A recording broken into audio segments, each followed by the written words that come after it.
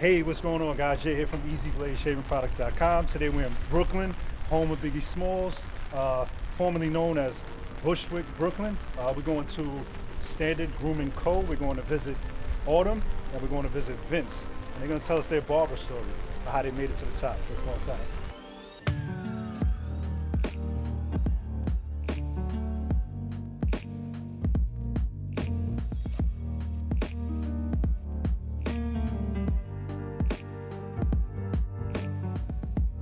Yo, what's going on, guys? Jay, what's up, man?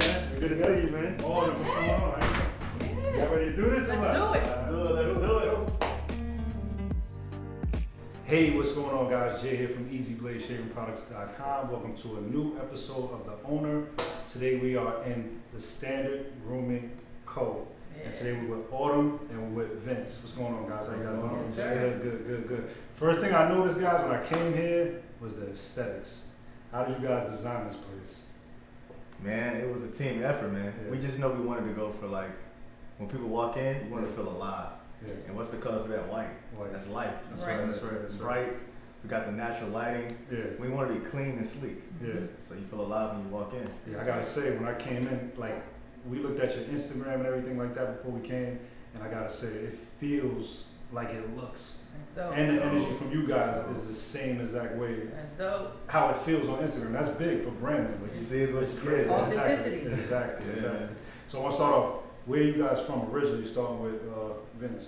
Okay, so I'm from Fayetteville, North Carolina. Fayetteville, North Carolina. Yeah. And you? I'm from San Diego, California. Nice. We brought you guys to New York. We brought you guys to Brooklyn, home of Biggie Smalls. For me, I was actually at the time, when I was in North Carolina, I was in a relationship at the time. Okay. So that was the initial thing that brought me here. And I ended up meeting amazing barbers when I got here. Okay. Yeah. So when you came here, you just started cutting hair off the rip, or? Yeah, off the rip. I locked down the job before I got here though. Okay. At What a kind of shop. Oh, a shop. Yeah. Okay. Before you got here, you. Before I locked that down. Okay. So I didn't come here just off the fly. Got it. I locked that down before I got You here. came for love. Yeah, I did actually. Okay. I came for love, man. And Okay.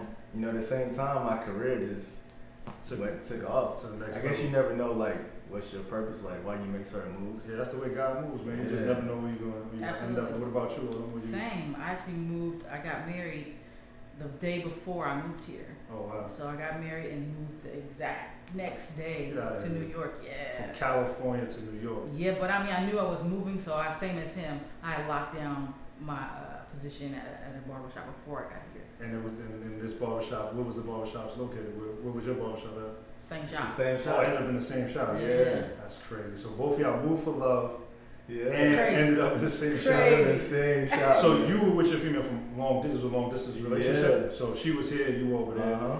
and you Same. She was over She's here. you already here. That's crazy. Yeah. That's Yeah, crazy. man. And how about school? What kind of schools did you have schooling, or was you?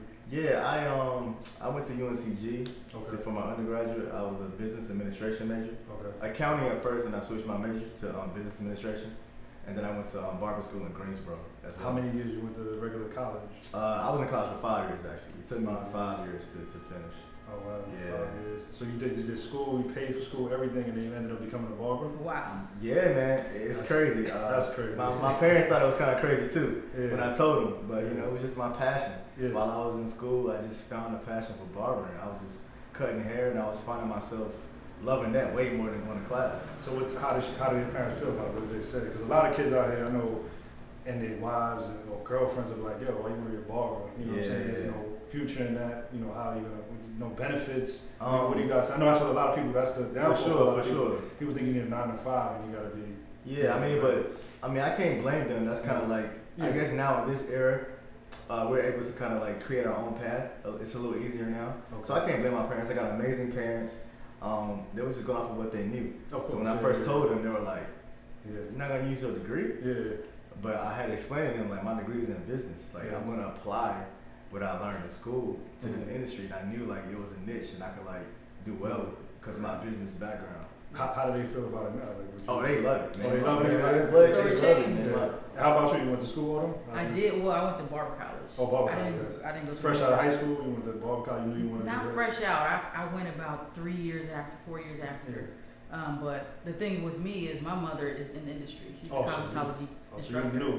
Yeah, You so knew the game already. from jump when I first started young, I had the backing, Okay. and my grandfather was a barber. Oh, So wow. like it's in the blood. Oh, it's in the It's blood. what I've seen. I wake up in the morning, my mom's Oh still yeah, here. this is in your. Yeah, so Wow. it was just something. So once my mom knew this is the path I wanted to take, she by all means made sure I had everything I needed. So you knew it was money involved. Oh you yeah, knew- she was excited because she knew, oh, you gonna make money. Yeah, yeah, and me yeah. being a woman in this industry, That's what I was she's gonna like, ask you, yeah. she just was like, focus on your craft. Yeah. You know, just be the best that you can, and that's what I Absolutely. did. I just focused myself, and here I am. Nice, that's Yeah. crazy. How was the transition coming from other states and coming to New York? I'm sure it's a culture shock. You guys are in Brooklyn, Ooh, home that- of Biggie that- Smalls. I mean, but right now I want to talk about it's really gentrified out here right now. How's that feel for you guys? Did you guys came when it was gentrified, or was it like? No, we kind of we saw it from the beginning. Because I've been here almost 5 years. Okay. Same So here. so You seen it from started to us change. seeing, yeah, it's changed just in those 5 years that we've been here. Okay. Like you just see the demographics changing and just, you know, different, like the coffee shops are popping Yeah. up and the juice bars and bars, all of that. yeah, You know, you yeah. see, like, oh, this area is changing. Yeah. But it's dope. I mean, it works as far as business It goes. works, It's- yeah. More yeah. money, business. more Yeah, money, it's stuff great for like that. business. You know, it has that trickle effect though. Some people get pushed out, so that's Yeah, that's yeah. the downfall of it. That's Yeah. the But just from a business perspective, like definitely. Of course, yeah. And you rather be in a good environment sometimes, For sure. mostly for charge more money. How much you guys charge for the haircuts? We charge 55 actually. $55 for a Yeah. haircut. That's crazy. Yeah. For a lot of kids out there, a lot of barbers out there that don't know, how do they get to that point? How do you feel? How can they start charging people that type of money? You think it's the environment you in, or you could be anywhere and charge that type of money? Man, it's a multitude of things, man. Yeah. I would say professionalism, consistency, Yeah. being a man or woman of your word, Yeah. timeliness. I mean, it all falls under professionalism. Yeah. But timeliness, that's a big one Yeah. because we're appointment only. Yeah. So that kind of Oh, you guys validates. appointment only. Yeah, it Right. kind of No validates walk-ins. the No walk. yeah, no walk-ins. Gotcha. So you come in, your time is your time. Mhm. Gotcha. So that definitely validates like the price. Oh, that's tough. Yeah. Yeah. And how about you? So I know you're a female. You say you've been doing this. I know you got skills. I can tell you got skills. You've been doing this so long. How is it when men walk in? Do they feel some type of way like, oh, I don't know, female, she might not Not do my hair anymore. correctly?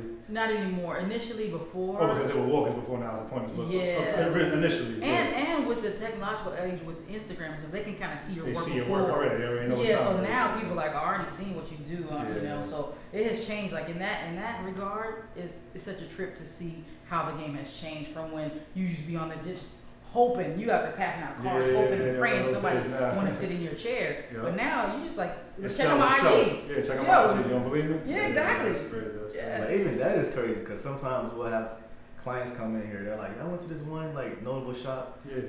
IG is crazy. Yeah. Like, the cuts are all crazy, but Yeah. a lot of times it's smoke and mirrors. Yeah. Yeah. A lot of sprays, enhancements, and stuff like Yeah, that. so it's like, yo, the cut wasn't that nice. yeah. But A like lot you of said filters. before, like you see what you get with us. Yeah, that's the crazy part. I'm saying that's what I know is that energy is like just like I'm saying. I look at the pictures, I'm like, Yeah. it feels just like it looks. That's so great. That's That's crazy. man. That's Let me ask you great. guys. So the shop that you guys were working at before, you said you guys were working together in the same Mhm. shop. Like how did you guys end up connecting? Like like would you guys say you guys work next to each other? How did that work? Natural, man. Yeah. Like Yeah. We just had a connection. When he first, the day he came, but I was there maybe 3 months before him, Okay. and then he came, and we had so many similarities. And just our conversation, I'm like, this cat, I rock with this Yeah, cat right here. leaving the other state for love. Yeah, like yeah. even like our upbringing and things like that Okay. was just similar. Like we had a lot of the same, Yeah. you know, and it even just our birthdays. yeah, all of us, all it's 3 of us that work in here. So Okay. Vince and I, and then we have another Mhm. barber, and we're all Libras. Oh, that's crazy. Yeah, What so are the odds of the this? chemistry and the connection is Natural. out Yeah, of you this guys world. agree on everything, know each other's emotional. 'Cause For I the know- most yeah, part, but even in that, like even if it's something that we don't, see eye to eye, like he'll bounce an idea, I bounce Mhm. an idea. It's never really like a conflict type of thing. It's like, Right. oh yeah, I like it like that. Okay, Yeah, that's yeah, cool. yeah. You But if know. we don't like it, we know how to like speak to one another to get our point across. We're like, okay, maybe I see what you're saying, but let's try it this way. Let's try Yeah. this way, yeah. And then So you it's- agree to it's disagree or smooth. whatever. Yeah, Like, like- never no arguments and stuff like that. No, no. Nah. I mean, God forbid. I mean, Nah, at all. Nah, that's not our personality. Not at all. I can tell. That's what I'm saying. Yeah, it's the not- moment we came in and we started, I was like, wow, these people like really, Yeah, man. they connect. You know Right. what I'm saying? Definitely. So what type of upbringing did you have? Because I know you were talking about your upbringing. What kind of upbringing did you guys have? For me, I come from like a strict Christian background, but I had a very I had a kid's childhood, if That's you will. good. So like I wasn't forced to be grown before it was time. Okay. And so, but the crazy thing is that I found barbering very early. I was 12 years old when I cut my first head. Oh wow. 12, yeah. So, I mean, like I said, I was raised with it in the house. My mom cut, my grandfather cut. Okay. You know, my mom did hair. She was a teacher. She was an educator in cosmetology. So, But it was a good upbringing. Oh, yeah. Homey feeling. yeah. Same thing with you. Absolutely. Same with me, man. Like I had a great upbringing. I was definitely fortunate enough. Like when I was early on, my parents were divorced, but I never witnessed a fight or nothing. Yeah, It was all smooth. I was an athlete, Okay. and every time I wanted to try something, my parents supported me. What kind of athlete? What kind of stuff? I was a basketball player. player. Basketball player. Yeah, so I like to say barbering found me Oh, that's dope. instead of leaving me finding barbering. I just started cutting my own hair, not to just try to not to make money out of it. Yeah. I just cut my own hair just out of necessity. I wanted to be fresh. That's You know, dope. like 12, 13 years old, that's around the time you trying to be fresh. Right. And I was getting cut every other week, not every week. Yeah. So I see you guys do nothing but appointments. How do you feel you guys feel about walk-ins? For a lot of for a lot of these guys out there that want to transition from walk-ins, because I know me being a barber for over 20 years, before I know walk-ins can be, a headache. Yeah. How do you guys? How do you transition I from mean, that? I love it. Yeah. I guess for me, I was already doing appointments before I moved here. Okay. I was in a walk-in shop, Yeah. but it was booth rent, so we can kind of set up our own Do what situation. you want to do. So I was operating off of appointments before I even came here. So my mindset was already shifted towards that. Got it. I love it, man. It's about having ownership of your time. Absolutely. And when you have walk-ins, it's like you feel like almost like enslaved to the job. Yeah. You feel the get pressure. stuck. It's like I gotta cut. You're probably fast. hungry or something like Yeah, that. like you don't hurry eat up, because get I'm up. just thinking about I got 3 people over there. Other person staring at you. Yeah. Like, hurry up and cut his hair. Like, I love it. somebody walks in like, I gotta go to the airport. Like, you gotta go to the airport. Man. Yeah, Why'd you get a haircut yesterday? Right. What's going on? You know what I'm saying? You know. Yeah, That's how it people is. like that's crazy. So it takes the stress out of it. Like appointments only. Like people come in. Like I said, their time is their time. Gotcha. So was there? When you guys opened up this place? Did you guys have to get a loan or something like that? Did you guys save up? Was there anything like that you guys had to do? Or I know you guys are partners, so you put in together. Yeah, But did you guys already have money saved? What about the kid that's out there that wants to open up a shop? Do you feel like Do you feel like they should save their money? Should they get a loan? Stuff like that? Yeah, I mean, the fact that we've been established barbers, you kind of start realizing that you can't spend every dollar. Okay. So you kind of already have a little bit of a nest egg just for just emergencies. Okay. You gotta have an emergency fund, and so that's what kind of made us realize, okay, we can do this. I got a little bit of something here. We start, let's just start building on that Okay. because we already have a little something, and it just worked out. We were able to So you save. started stacking money already. Yeah. Exactly. Not even knowing what each other was doing, and then y'all just linked up and was like, you got some money? it's like I got some money. We What had you wanna the do? idea before we both knew. So Yeah. you're smart with your money, basically. Yeah, As a yeah, barber, smart. you gotta be smart with your Gotta money. be. It takes a little while to get there, though. Yeah. So was it easy? Because I remember when we first came, you guys showed me a lot of pictures about the making of the shop, how you put it together. Was it easy for you guys, or you feel like it was hard work? I mean, it was sweat equity. Put it that Of way. course, Like yeah. we were the ones in here doing the painting and then screwing in and building the stations and doing this and So you gotta put that elbow grease in yeah. sometimes. Yeah. This part was the easy part, the connection part. Like, we got Yeah. the idea. Now we gotta put our I hands think with on the it. internet nowadays, I think people think that you just, you need a bunch of people to do stuff. I think you gotta put in the work, right? Yeah. That's how I feel. Like you guys Yeah. have to put in the work. You have to save your money. Mm-hmm. You have to, do some things by yourself. Some Yeah. things I'm not saying do electricity. Real, of course. Some Yeah. stuff you probably gotta pay people to do. Yeah. what I'm For saying? sure, you can't be scared to get your hands dirty. Right. That's one thing. Like, we had a lot of late nights. putting Yeah, stuff that's what I'm together. saying. A lot of late nights, Yeah. hard work. That's That's fun what it though. is. Yeah. That's fun That's because you the love beauty it. in it. That's That's the the beauty. beauty, yeah. I wouldn't take nothing back. The process. Yeah, Absolutely. man, that's the Exactly. process, Exactly. man. Like we sit here and look around. We still make a little, make additions Of course. here and there. Yeah. But we look around. It's like, wow. I Mhm. remember when we put this together. Yeah. Mhm. I remember when we did this. It's like you have a certain pride in it when Absolutely. it's your own sweat and blood and tears. Absolutely. Absolutely. Yeah, man. All right, guys, let's talk a little bit more about the name. I noticed the name, the logo, everything looks sleek. How did you guys come up with the name?